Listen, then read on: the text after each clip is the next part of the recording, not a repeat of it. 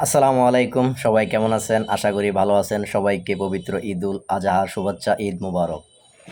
তো হয়েছে কি, প্রত্যেক বছরও তো ঈদ আসলে মনে করেন ঈদুল ফিতর এবং ঈদুল আজহা আসলে যারা সরকারি চাকরি করে তারা আসলে বেতনের পাশাপাশি ছোট হোক বড় হোক একটা বোনাস পায়। তারপরে যারা কোম্পানিতে চাকরি করে, মানে যেই সেক্টরে চাকরি করে তারা বেতনের পাশাপাশি কিছু না কিছু বোনাস পায়। তো হয়েছে কি, আসলে এক জায়গায় কিন্তু একটা বৈষম্য চলতেছিল, সেটা হলো যে তারা মনে করেন বাসের কন্ট্রাক্টর, তারা কিন্তু সবসময় মনে করেন বোনাস পায় না, তারা শুধু বেতনটাই পায়, তারা কোনো সময় বোনাস পায় না বাসের কন্ট্রাক্টররা। তো আমাদের যে সেনাবাহিনী আছে তারা এইবার ঈদে ভালো একটা উদ্যোগ নিছে, যে এইবার কিছু কিছু কন্ট্রাক্টরদের মনে করেন ভালো কিছু উপহার দিব, কিছু বোনাস টোনাস দিব।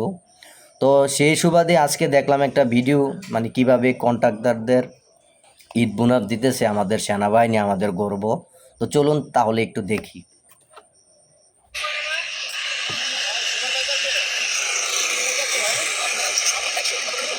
দেখবেন কিভাবে বোনাসগুলা দিতেছে, মানে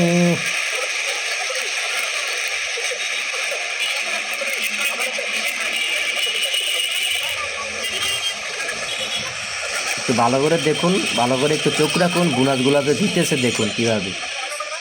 তারা তো আর সবসময় এরকম বোনাস পায় না, তো সেনাবাহিনীর নিজ উদ্যোগে এবারে বোনাসগুলা দেওয়া হইতেছে আর কি।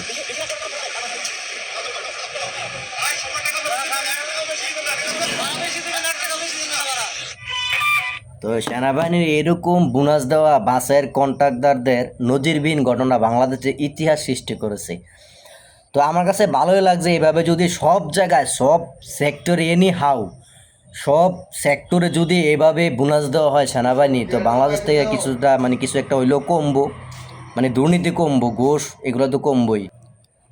তো আমি আসলে একান্তভাবে বাংলাদেশ সেনাবাহিনীর জন্য মন থেকে দোয়া করব যে তারা যেন সবসময় এভাবে সবাইকে বোনাস দিতে পারে, মানে যারা এরকম বোনাসের আওতায় পড়বে তাদেরকে সবসময় বোনাস দেওয়ার জন্য আমি সেনাবাহিনীকে দোয়া করব।